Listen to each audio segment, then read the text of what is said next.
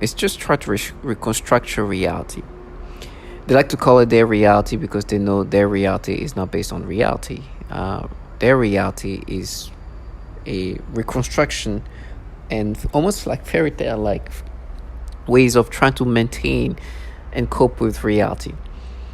Because as a target individual, and when I say they, is perps. I'm a target individual, and as a target individual, you are surrounded by perps of all sorts, right? Trying to get you to accept this fantasy, right?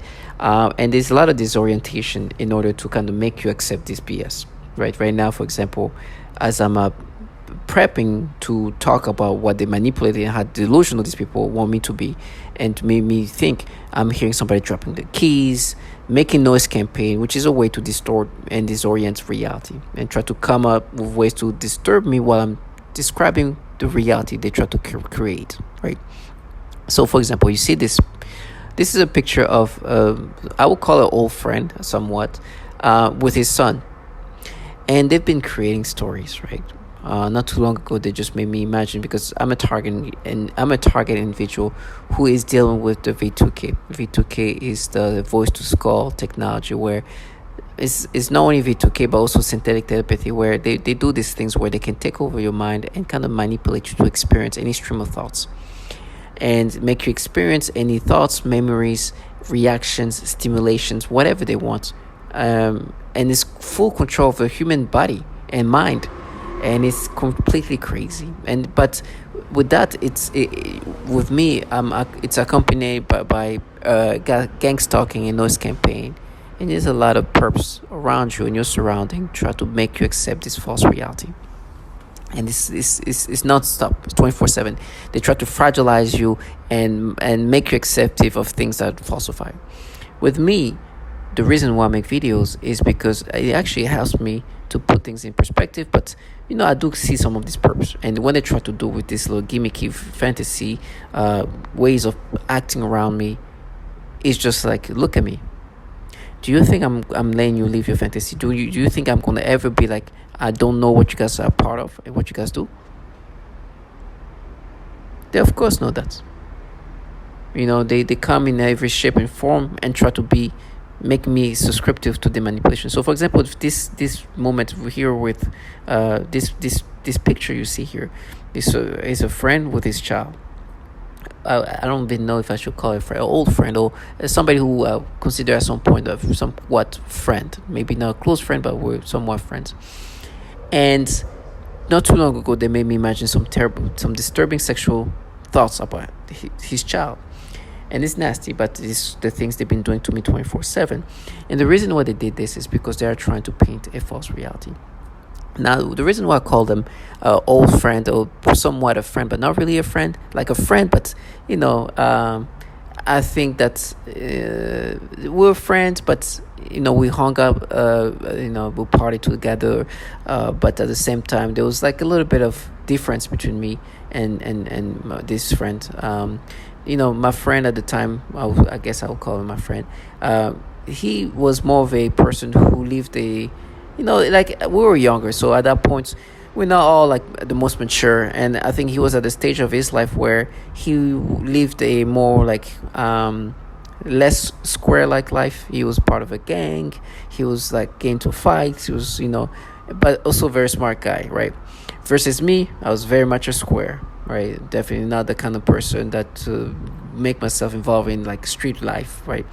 And so I was a friendly guy, smiley, always eager. It's like, mind you, I'm trying to like kind of, make, I was like kind of try to impress them, right? I was eager to kind of make them happy and whatever. So I was kind of the square friend that was like always smiley, and they were like kind of the street guys in a sense, or like gang with, of course they were like also like smart, but they at that point of their life they were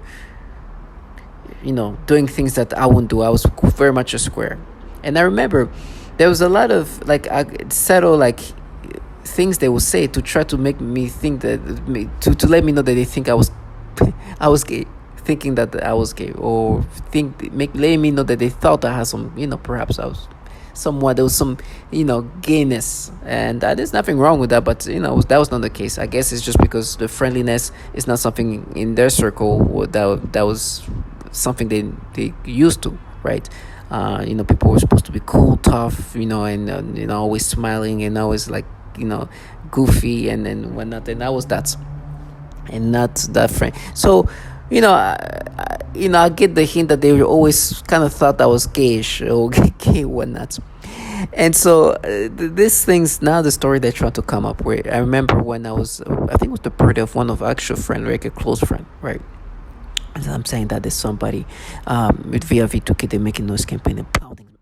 And he's trying to make it like even aggressive. Like VRV2K, they get this like weird noise, right? And they hear, like, you can hear like somebody pounding on the wall, and he's like, it's very gimmicky. It's truly gimmicky, and the reason why it's doing that is because this story that they try to come up with, right, is I'm at his birthday, and and I see his son. His son was a funny little guy, like a very like funny little kid, and I'm looking at him. He's just looking at himself, talking to himself, smiling, and I'm like, man. And me and my brother, we're looking at each other, look, and very wholesome. And I guess in the like, listen, we're 20 years old or whatever. Like, imagine like this cool like gang like individual, me looking at a kid and like, oh, look how funny this little kid is. It's kind of like, so it's kind of soft, right? And I don't remember. I think I don't know if they're playing my memories of that, but I can definitely see him do that, my friend do that, where he's like, ah, look, you see, because they always try to make some comments that I was kind of gay, right? I remember when I offered him a drink, it's like, oh, you're trying to game me, huh? That's the kind of things he will say. And so if this didn't happen, this is something he would do, where he would be like, oh, you want, he's like, oh, and because it's a little boy, he's like, oh, you see, see how he's looking at him a little bit, like he would say something like that to try to prove a point that I'm gay, right? Just like when I would give him a drink, he would like, he'd be like, oh, you just trying to game me, huh? You're just trying to like, like thinking that, I'm interested in him in that way. And so obviously he knew it was not true, but he was trying to kind of mess with me in the sense that, or at least he would try to mess with me to be like, yeah, I know you're kind of gayish, right, or something like that.